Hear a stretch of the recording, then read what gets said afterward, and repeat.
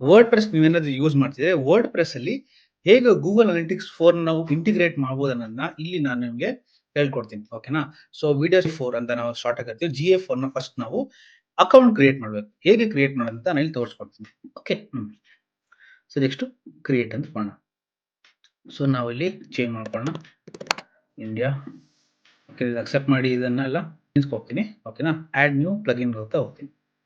Add new plugin ಅಂತ ಹೋದ್ರೆ ನಿಮಗೆ ಗೂಗಲಲ್ಲಿ ಒಂದು ಆಪ್ಷನ್ ಕೊಡ್ತಾರೆ. ಓಕೆನಾ? ಗೂಗಲ್ ಅವ್ರದ್ದೇ ಒಂದು ಪ್ಲಗಿನ್ ಇದೆ. ಸೊ ನೀವು ಸರ್ಚ್ ಪ್ಲಗಿನ್ ಹೋಗ್ಬಿಟ್ಟು ಗೂಗಲ್ ಅಂತ ಟೈಪ್ ಮಾಡಿ. ಓಕೆನಾ? ಈ ಥರ ನಿಮಗೊಂದು ಇದು ಬರುತ್ತೆ, ಸೈಟ್ ಕಿಟ್ ಬೈ ಗೂಗಲ್. ಓಕೆನಾ? ವೆರಿಫೈ.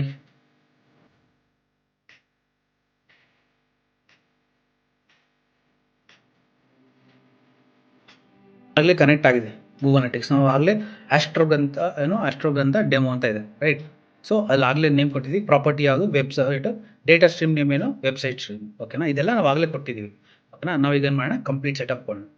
ಓಕೆನಾ? ಸೊ ಇದು ಆಗಿದ ತಕ್ಷಣ ಎಸ್ ನೋಡಿ, ಇವಾಗ ಗೂಗಲ್ ಟ್ಯಾಗ್ ಕರೆಕ್ಟ್ಲಿ ಡಿಟೆಕ್ಟೆಡ್ ಅನ್ನೋ ವೆಬ್ಸೈಟ್ ಈಗ ಆಗಿದೆ. ಓಕೆನಾ? ಸೊ ನಾನು ಏನು ಮಾಡೋಣ, ಈಗ ಡನ್ ಅಂತ ಕ್ಲಿಕ್ ಮಾಡಿ. ಸೊ ಇಟ್ ಇಸ್ ಡನ್ ನಾವು. ಓಕೆನಾ? So data collection isn't active for A website. ಇದು 24 to 48 ಅವರ್ಸ್ ಆಗುತ್ತೆ, ಬಿಕಾಸ್ ಅಲ್ಲಿ ಕುಕೀಸ್ ಎಲ್ಲ ಟ್ರ್ಯಾಕ್ ಮಾಡಬೇಕಾಗುತ್ತೆ. ಓಕೆನಾ? ಕಂಟಿನ್ಯೂ ಟು ಹೋಮ್ ಅಂತ ಹೋಗೋಣ. ಈ ಥರ ಮಾಡಿದಾಗ ನಿಮ್ಗೆ ಈಗ ಸೇವ್ ಅಂತ ಕ್ಲಿಕ್ ಮಾಡ್ತೀನಿ, ರೈಟ್? ಸೊ ನೋಡಿ